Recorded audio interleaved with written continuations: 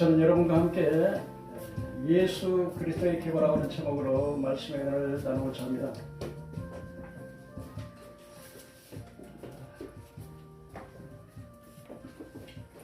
마태복음 1장 보면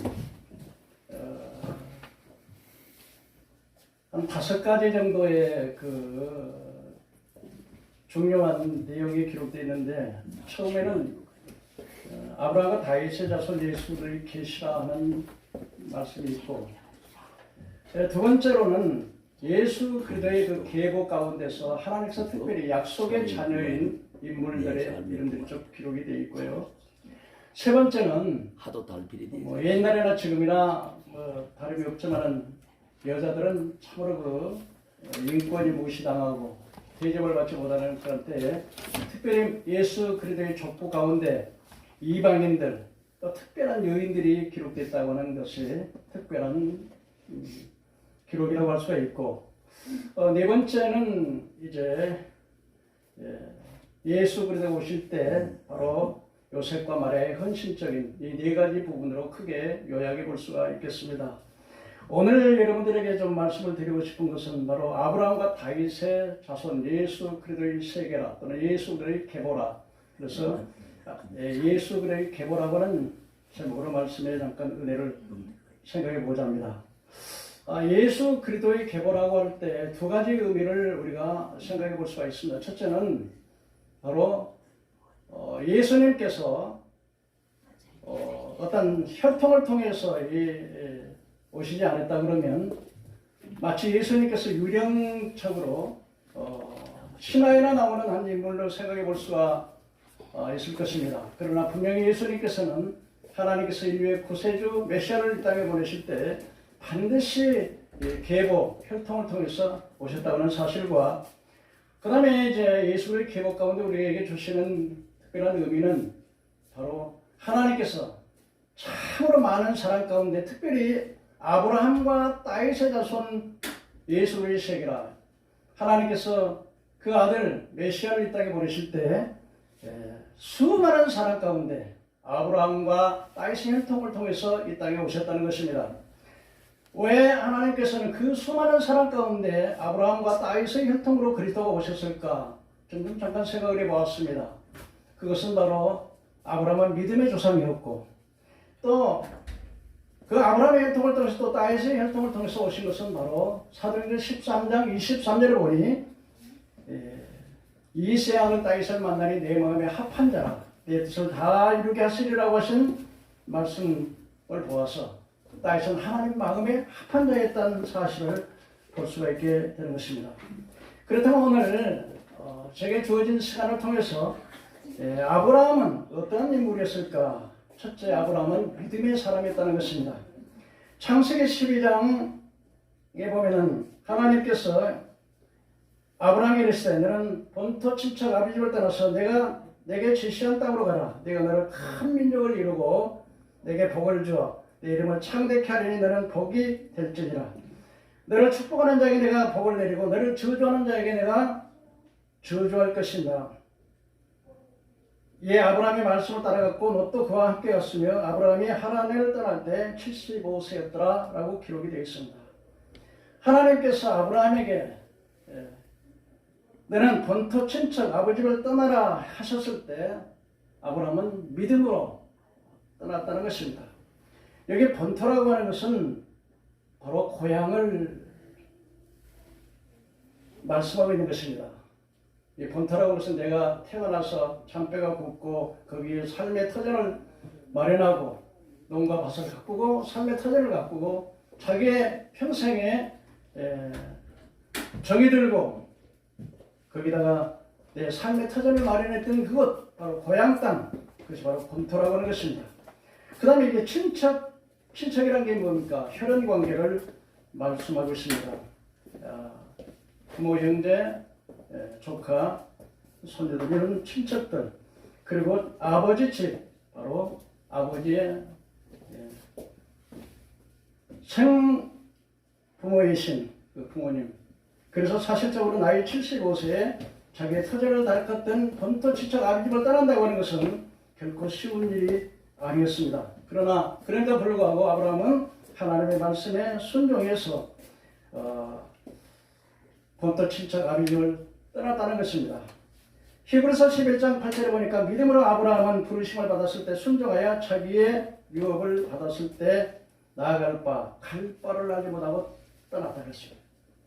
여러분, 갈 바를 알지 못하고 떠났다는 말이 무슨 말씀이겠습니까? 그것은 바로 어떤 목적지를 하나님께서는 본토 친척 아비집을 떠나라고 하셨지만은 그러나 목적지가 분명하지 못하고 그냥 하나님께서 가라고 하시니까 아브라함은 말씀에 순종해서 믿음으로 한 발 한 발을 인도에 갔던 것입니다. 다시 말하면 지금까지는 자기가 계획하고 자기의 삶 속에서 자기 이성과 의지와 감정을 통해서 인생을 살아왔지만 이제 주님께서 소명을 받고 부르심을 받고 명령하셨을 때는 이제는 자기의 의지가 아니고 어떤 목적지도 분명하지 않지만 그런데도 불구하고 하나님께서 인도하시는 한 발 한 발 한 발자국을 주님의 인도하심을 믿고 따라갔다는 것입니다. 바로 이것이 믿음이 아닌가 그렇게 생각을 해본 것입니다. 저는 인생을 돌이켜보면서 또 목회 삶을 이렇게 지난 과거를 돌이켜볼 때 내 의지대로 살아가는 것이 아니라 하나님께서 한 발 한 발을 인도하셨다고 하는 사실을 뼈저리게 느끼고 있는 것입니다. 아마 목회 생활을 하시면서 수년 동안 목회 생활을 하신 분이면 아마 그런 경험을 하지 않았을까 그렇게 생각을 하는데 바로 아브라함은 내일의 일을 모릅니다. 내일은 내가 하나님께서 어디로 인도하실지 하나님께서는 모레는 어디로 인도하실지 금년에는 어디로 인도하실지를 모르지만 하나님이 가라 하시니까 하나님께서 인도하시는 한 발 한 발을 믿음으로 주님의 인도하심을 따라갔다고 하는 것이 갈 바를 알지 못하고 갔다고 성경은 말씀을 하고 있는 것을 볼 수가 있습니다. 그래서 아브라함은 우리가 믿음의 조상이라고 말을 하고 있습니다. 로마서 4장 3절에 성경이 무엇을 말하느냐? 아브라함이 하나님을 믿으니 그 믿음을 의로 여기실 바 되었느니라 했습니다. 또 하나님께서는 아브라함에게 100세 얻은 그 독자 이삭을 모리아산에 번제로 드리라고 했을 때 아브라함이 시험을 받을 때 믿음으로 이삭을 드렸으니 이는 약속을 받은 자로 돼 그는 외아들을 드렸느니라. 그에게 이미 말씀하시기를 내가 내 자손이라 칭함은 이삭을 으로 말미암았습니다 했으니 이는 하나님이 능히 이삭을 죽은 자 가운데서 다시 살리실 줄을 생각한지라. 비유컨대 그는 죽은 자 가운데서 도로받은 것이라. 여러분 그 예수님의 동생 사도인 야고보는 이 번제의 사건을 통해서 이렇게 말했습니다. 하나님께서 아브라함이 행함으로 의롭다함을 얻지 않은 것이 아니냐. 그래서 행함은 믿음은 행함과 함께 일하고 이 믿음은 행함으로 온전히 지느니라. 그래서 행함이 없는 믿음은 그 자체가 죽은 것이라고 말을 했습니다. 다시 말씀드리면 그 독자 이삭을 번제로 목을 자르고 팔을 자르고 양손 양발을 다 자르고 이 창자를 다 꺼내서 불태워서 드리는 그런 제사를 드릴 때 도저히 인간으로서는 할 수 없는 일이죠. 그런데 어떻게 이 아브라함이가 그렇게 시행할 수 있었는가 하는 사실을 히브리 기자는 이렇게 말합니다. 하나님께서 이삭을 통하여 약속의 자녀가 칭함을 받을 것이라. 하나님께서 이삭을 통해서 약속의 자녀 기업이 이어질 것이라고 말씀하셨기 때문에 하나님은 죽은 자를 내가 비록 칼을 잡아서 이삭을 번제로 드린다 할지라도 하나님은 죽은 자 가운데서 살리실 것을 그를 믿었다는 것입니다. 하나님께서 이삭을 통해서 기업이 이어질 것이라고 이삭의 약속의 자녀라고 말씀하셨기 때문에 만약에 내가 죽음으로써 이 이삭이 그냥 없어져 버린다면 하나님 약속이 이루어지지 않은 것이 되지 않습니까? 그러나 하나님은 내가 비록 이삭을 잡아서 제단에 드린다 할지라도 하나님께서는 그 이삭을 통해서 반드시 부활시켜서 살리셔서 그를 통하여 기업이 이어질 것이라고 하는 그 믿음을 가졌기에 행함으로 옮길 수가 있었다고 하는 사실을 말씀해 주고 있습니다. 그렇기 때문에 이 믿음은 이 행함은 그 아브라함이가 이삭을 제물로 드렸던 그것은 바로 하나님께서 약속의 말씀을 지키고 약속의 말씀을 신실한 약속을 믿었기 때문에 그 약속의 말씀을 근거로 해서 행할 수가 있었다고 하는 사실을 성경은 우리에게 말씀해 주고 있는 것입니다. 두 번째로 이 아브라함은 순종의 사람이었습니다. 아멘. 하나님께서 아브라함에게 자기 아들을 번제로 드리려 할 때에 창세기 22장에 보면은 이렇게 말씀을 하고 있습니다. 번제를 드리려고 했을 때 얼마나 고민이 많았겠습니까? 또 100세가 된 아들을 그냥 제단에 드리려고 할 때, 아니 하나님께서 100세의 아들을 줘가지고서 이제 그걸 번제라고 드립니까? 어떻게 하나님이 그럴 수가 있습니까? 이 아들이 무슨 뭐 동물입니까? 재물입니까? 뭐 그렇게 항의할 수도 있지만은 두말하지 아니하고 밤에 고민을 했을 것입니다. 그런데 종에게 이제는 나무와 칼과 불을 지게 하고 자기 아들 이삭을 같이 동행하면서 세 사람이 동행을 했습니다. 모리아산을 향해 갑니다. 그런데 모리아산 근처에 왔을 때 종에게 짊어졌던 나무와 불과 칼을 내려놓고 그것을 자기 아들 이삭에게 칼과 나무와 불을 대신 짊어지게 했습니다. 그때 이삭이 말했습니다. 아버지, 칼과 나무와 불은 있는데 재물은 어디 있습니까? 그때 아버지가 뭐라고 그러죠? 하나님께서 이비에 놓으셨느니라. 믿으시길 바랍니다. 아멘. 할렐루야. 모리아산에 왔습니다. 모리아산에서 어땠습니까? 제단을 쌓고 그 아들을 결박했습니다. 그리고 칼을 잡아서 치려볼 때 하나님의 사자가 급하게 불렀습니다. 아브라함아! 아브라함아! 주님 부르셨습니까? 내 칼을 멈춰라. 뒤로 돌아보니까 숯불에 수양이 걸려 있었습니다. 그래서 아들 대신에 수양을 잡아다가 대신 번제를 드림으로 하나님께서 그곳을 여호와 이레로 미리 준비하셨다고 말씀을 하고 있습니다. 여러분, 이 아브라함이가 순종했을 때 하루아침에 그냥 순종이 이루어지는 게 아니에요. 자, 보실까요? 하나님께서 아브라함에게 본토 친척 아비집을 떠나서 내가 내게 지시한 거로 가라 할 때 아브라함은 전적으로 순종한 건 아니었습니다. 본토는 떠났지만 친척, 낯설고 무슬림 땅에 나 혼자 가면 어떻게 하냐. 그래서 조카 롯을 데리고 갔습니다. 뿐만 아니라 아버지까지 데리고 왔습니다. 자기 나이가 75세였을 때 자기 아버지는 90세가 됐겠죠. 연로하신 아버지를 그냥 떼어놓을 수가 없어서 아버지와 함께 조카와 함께 떠났다는 것입니다. 이것은 완전한 순종은 아니고 절반 정도 순종했다고 하겠습니다. 그러나 그것 때문에 여러분 하란 땅에 갔을 때 발목이 잡혔어요. 아버지를 모시고 갔기 때문에 아버지가 하나님께서 병이 나셨어요. 그래서 10년이라고 하는 세월을 다시 말하면 발목이 잡혔다 이거예요. 이해가 가시죠? 아멘. 그러고 난 다음에 이제 하나님께서 가나안 땅, 약속의 땅으로 가라 해서 약속 땅에 왔어요. 가나안 땅에 왔어요. 그런데 가나안 땅에 뭐가 들었나요? 흉년이 들어요. 그러면 하나님께서 가라 가셨으니까 흉통하고 막 다 예비되고 막 잘 돼야 되는데 어려우니까 그 하나님 말씀에 물어보지도 않아요. 어디로 내려갑니까? 애굽으로 내려가요. 애굽은 세상을 상징하잖아요. 세상으로 내려갔어요. 세상을 내려다 보니까 걱정이 생겼어요. 자기의 누이 동생이 자기 부인이 됐지만은 자기 동생이 많았습니다. 당신이 너무나 아름다우니까 애굽 사람들이 당신을 보면은 당신 때문에 나를 죽일 거니까 이제는 누이 동생이라고 이렇게 말하자. 그래서 그렇게 했습니다. 그런데 가다 보니까 이 사라가 얼마나 예뻤던지요. 그때 나이가 아브라함이 75세니까 10년 차이고 65세였던 것 같아요. 얼마나 예뻤는지 사람들이 막 크게 이야, 그 아브라함의 그 부인이 너무 예쁘다고 이렇게 막 칭찬하니까 그 소문이 애굽 바로에 들어갔어요. 바로가 불렀습니다. 불러가지고서 어떤 관계냐 하니까 내 누이 동생이니까 잘됐다 이렇게. 우리 차남 남매하자. 그래가지고 자기 부인을 갖다가 바로 앞에 부인이랑 동생이 했기 때문에 가서 잠자리에 들어갔을 때 어때요? 여러분 같으면 여러분의 부인이 지금 생각을 다른 남편이 품에 안겼다 생각을 해봐요. 기가 막힐 거 아닙니까? 근데 하나님께서 막아주셨어요. 그리고 이제는 바로에게 하나님께서 네가 그 여인을 선지자의 부인이니까 건드리기만 너희 집안을 멸종하겠다 깜짝 놀래가지고 왜 그렇게 말했냐 했더니 이곳은 하나님을 두려워하는 것이었기 때문에 나를 죽일까 봐. 그래서 많은 재물을 얻어가지고 다시 가나안 땅에 가잖아요. 가나안 땅에 가는데 어떠세요?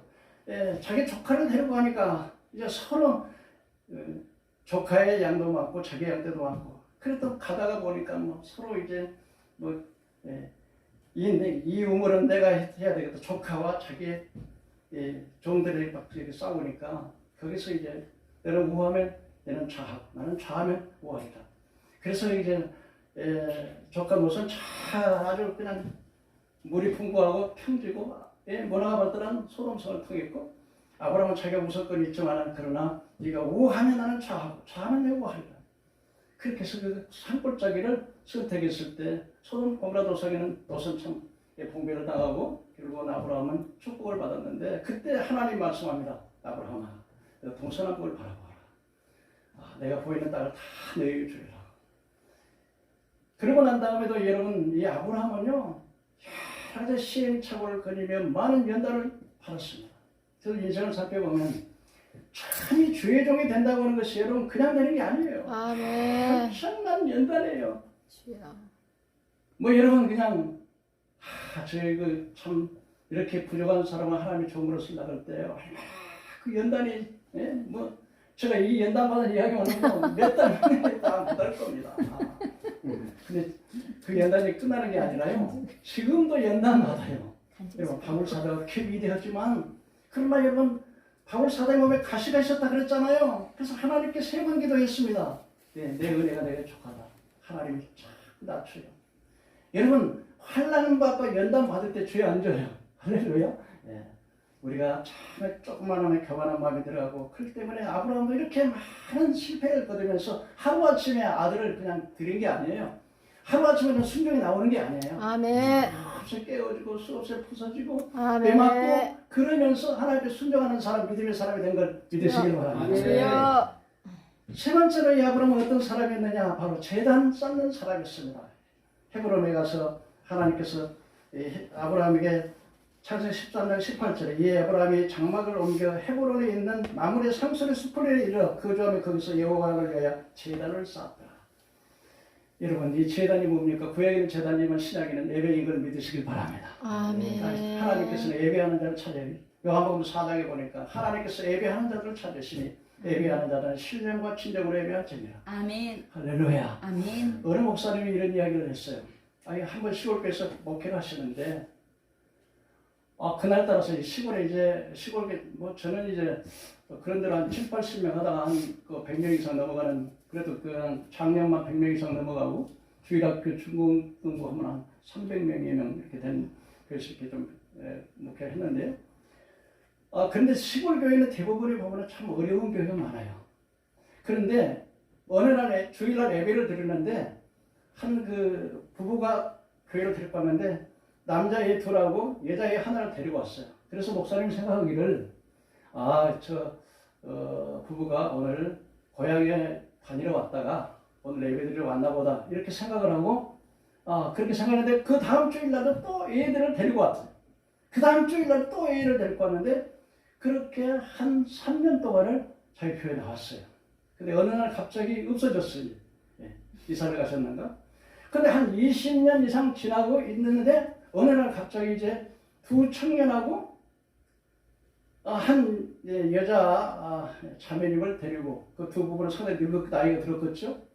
그래서 목사님 그래서 나 알아보겠습니다. 아니 알아보다 말이다. 이 애가 누군 줄 아세요? 그랬더니 그때 꼬마 때 예배 때 대예배 때 애들을 데리고 와서 앉혔던 그래서 두 아들은 목사님이 되고 딸은 사모님이 됐다. 제가 왜 이야기를 합니까? 여러분 어려서 이렇게 교회에서 못 알아들어도 장인 예배하면 성령이 임해요. 우리 손자는 꼬마님이 계집아이는 안 오는데 손자는 꼭 와요. 그래서 열심히 들고 우리 꼬마 가지고 헌금위원을 해요. 그래가지고 내가 그랬어요. 이 예배는요 어려서부터 하나님 말씀을 들으면 안 되는 것 같아도 들어요. 믿음이 들어가는 거예요.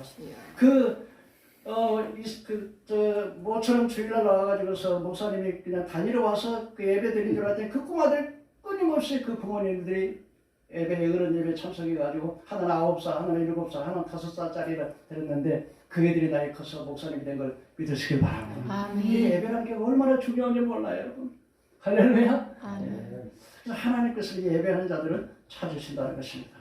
마지막으로 이 아브라함은 충성된 자였다고 느헤미야 9장 7절에서 8절에 보니까 주는 여호와시니 옛적에 아브라함을 택하시고 갈대우에서 인도해 내시고 아브라함에게 이르시기를 그의 마음에는 주 앞에 충성됨을 보시고 한번 따라해 보시라. 그의 마음이 하나님께 하나님께 충성됨을 보시고 충성됨을 보시고 그러니까 하나님께서 아브라함을 택하시고 갈대아 우르에서 그를 인도해 내시고 그리고서 그에게 아브라함이라는 이름을 주시고 그에게 언약을 세웠는데 왜 언약을 세워요? 아브라함이가 그 마음의 충성됨을 보시고 그러고서 이제는 가나안 족속과 헷 족속과 여부수 족속과 기르가스 족속과 그 모든 족속의 땅을 너에게 주겠다고 약속했더니 그 약속대로 이루셨으니 주님은 의로우십니다. 그렇게 말씀하신 것을 볼 수가 있습니다. 아브라함은 그 마음에 충성된 자였습니다. 하나님께서는 여러분 많은 사람이 있지만 그러나 그 가운데서 언제나 충성된 자를 살펴보는 걸 믿으시길 바랍니다. 아멘. 그냥 보는 게 아니에요. 여러분 CEO라는 그런 그 회사의 사장도요 사람을 딱 볼 때 그냥 이렇게 보는 게 아니에요. 딱 보는 거예요. 여러분 됐는데 보니까 자, 됐어. 여러분 다윗을 보세요. 예? 자, 충성된다는 게 뭐냐면 첫째는요 신실하다. 신실한 거. 그래서 여러분 하나님께서는 신실한 자를 보시는 거예요. 목동이가 하나님께서 그냥 양을 칠 때 사자나 곰이 와서 달려들면 쫓아가서 저희 생명을 걸고 그 입에서 새끼를 빼앗고 그 양떼를 치는 그 모습을 하나님이 보셨어요. 그래서 하나님께서 이놈이 이 하찮은 양떼를 치면서 그 어린 아이의 제일 막내가 그래도 그냥 집에서 어린 양이라 하는 그런 아이가 아니라 그 뜨거운 햇볕에서 밤과 낮을 쉬지 않고 충성하면서 신실하게 일하면서 그 생명을 걸고 양떼를 지키는 그 모습을 보면서 주님이 생각했을 겁니다. 됐어. 이에게 내 백성을 맡기면 잘할 거야. 그래서 수많은 연단 가운데 하나님의 해군에서 7년 또 이스라엘에서 남북의 왕조가 해서 37년, 33년, 40년에 하나님 종으로 세우신 줄로 믿으시길 바랍니다. 아멘. 충성된 자는 어떤 자냐? 요셉처럼 끌려가서도 자기 일에 최선을 다하는 거예요. 원망하지 않고 불평하지 않고 그리고 지혜롭게 하니까 그렇게 신실한 자. 참 그 마태복음 24장에도 보면은 달란트의 비유가 나오잖아요. 5달란트, 2달란트. 나온 자는 받아서 그냥 즉시로 가서 장사해서 인물을 남겼습니다. 즉시로 남겼어요. 그분은 어떤 사람입니까? 주인의 뜻을 헤아리는 사람이에요. 이 사람이 충성된 사람이에요. 그런데 1달란트 받은 사람은 땅에다 묻어놨어요. 회개할 때가 왔어요. 주인이 와서 5달란트 받은 자가 와가지고서 주인님 보셔서 주인님께서 나 가실 때 5달란트를 주셨는데 내가 5달란트를 더 남겨놨대. 착하고 충성된 종아. 내가 적은 일에 충성해서 내가 많은 것을 맡기니 주인이 즐거움에 참여하지라. 2달란트 받은 사람도 보소서 주인님께서 가실 때 내게 2달란트를 주셨는데 내가 2달란트를 더 남겼나이다. 똑같이 착하고 충성된 종아. 내가 적은 일에 충성해서 내가 많은 것을 내게 맡기니 주인의 즐거움에 참여하지라. 근데 1달란트 받은 사람은 딱 1달란트만 땅에다 묻어갖고서 주인님 보소서. 주인님은 참 굳은 사람이라 심지 않은 데서 그도 해치지 않은 데서 모은 줄 알았으므로 주인의 것을 땅에다 묻어놨다가 가져왔나이다. 보소서 당신의 것을 받으셨나이다. 주인이 이 악하고 게으른 종아. 나는 심지 않은 데서 그도 해치지 않은 줄 먹는 줄 알았느냐? 차라리 그래서 별리의 은혜에다 맡겨서 별리를 받을 게 아니냐. 이 무익한 종을 바깥 얻어오되 내가 쫓아라. 거기서 울며 슬픔에 일어나라. 그러면서 말하기를 5달란트 받은 사람이 있는 자는 이 자를 것을 빼앗아다가 5달란트 받은 자에게 주라. 있는 자는 받은 넉넉히 될 것이 없는 자는 있는 것까지 빼앗기리라고. 그래서 예수님께서는 이렇게 그 충성되지 못한 종에게 대해서 마태복음 24장 48절 그렇게 합니다. 만일 악한 종이 생각하기를 주인이 드디어 올 거야.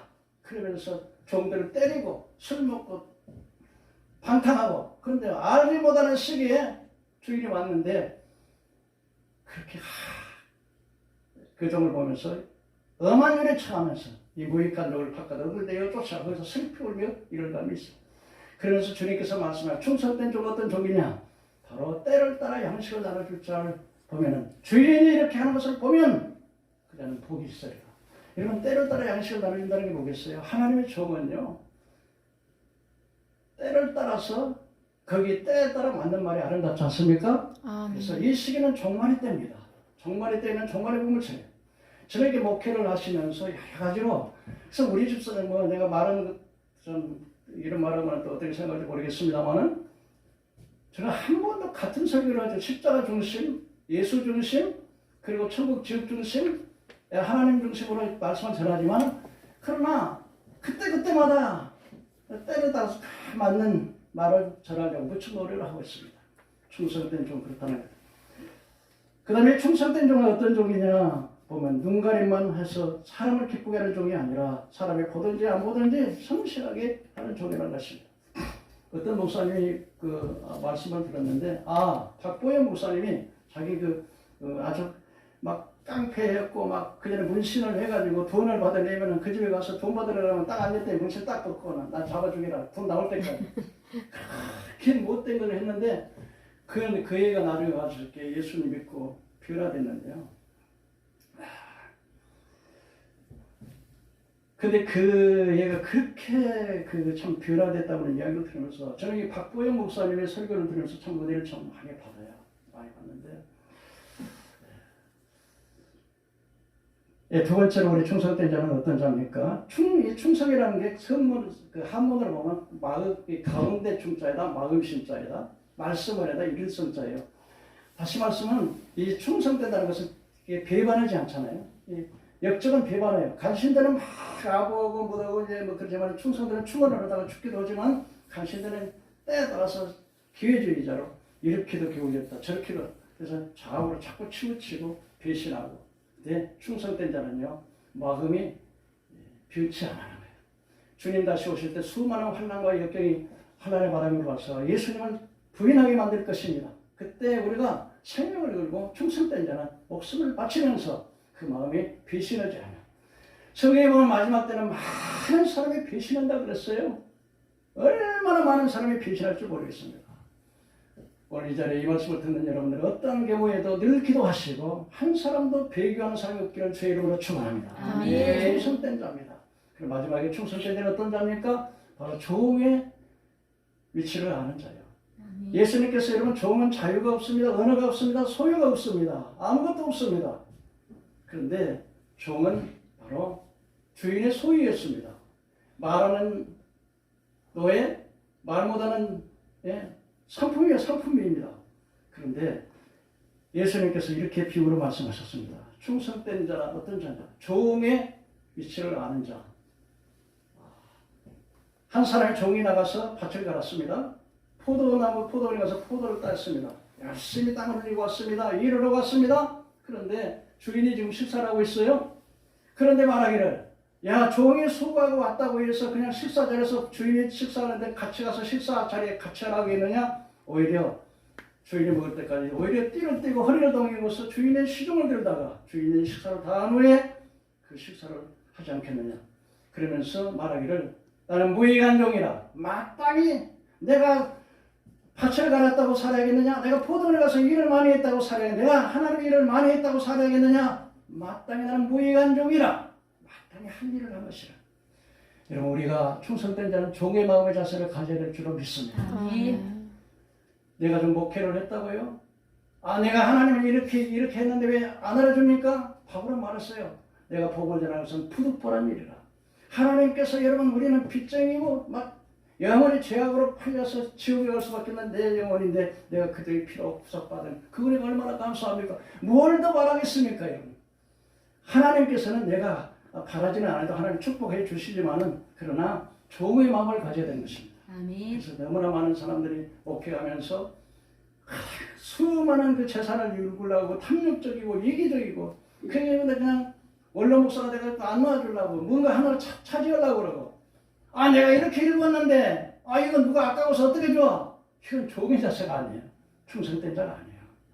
주야 나는 무익한 종이로소이다. 마땅히 할 일을 하였나이다. 그것도 하나님 앞에 가면 되는 거죠. 결론적으로 말씀드리겠습니다. 이 아브라함은 복의 근원이 되었습니다. 아브라함을 통해서 천하 만민이 복을 받는 예수 그리스도의 나타났습니다. 이 아브라함은 어떤 사람이었습니까? 아브라함은 혈통적으로서 그냥 신화적인 인물이 아니라 혈통적으로 오시는 분이었고 또 하나님께서 왜 수많은 수많은 사람 가운데 아브라함과 다윗의 자손으로 혈통 오셨느냐? 아브라함 믿음의 사람이었고 다윗은 이 사도행 10단장에 보니까 이스라엘 다윗을 만나니 내 마음에 합한 자라. 내 뜻을 다르게서 다윗은 하나님의 합한 자였습니다. 그래서 이제 우리가 아브라함의 복을 받아서 갈라디아서 그 보면 갈라디아에 보면 예수께서 저주를 받으사 율법의 저주에서 저주를 받으셔서 나무에 달린 자마다 저주가 있는 자라 있는 십자가에 달린 그 저주에 달리는데 그러나 이 저주를 아브라함의 복으로 예수 그리스도를 믿는 자에게는 이 저주가 축복으로 바꿔지는데 아브라함의 복을 주신대요. 사랑하는 동역자 여러분, 사랑하는 성도 여러분, 여러분 아브라함 같은 복을 받는 여러분 되기를 주의 이름으로 축원합니다. 아브라함의 축복의 통로가 된 걸 믿으시길 바랍니다.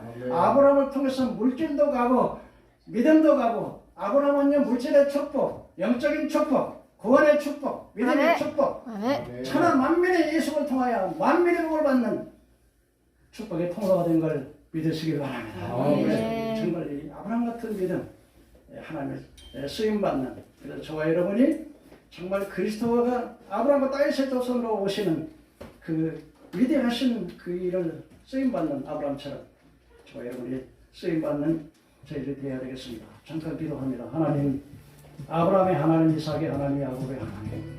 아브라함은 그 믿음으로 하나님 앞에 의롭다함을 얻은 자 되었습니다. 아브라함의 하루아침에 순종의 사람, 믿음의 사람이 되는 것이 아니라 수없는 연단과 환난과 역경과 징계를 받으면서 그 성장한 것처럼 아버지, 우리도 이 땅에 살아가면서 수많은 연단과 믿음을 갖지만 그러나 그 믿음이 연단을 받아서 환난을 인내를 연단을 소망을 이루어서 마침내 하나님 앞에 크게 영광을 돌리고 크게 쓰임받는 귀한 종들 되게 하여 주시옵소서. 아멘. 예수님 이름으로 기도하옵나이다. 아멘. 아멘.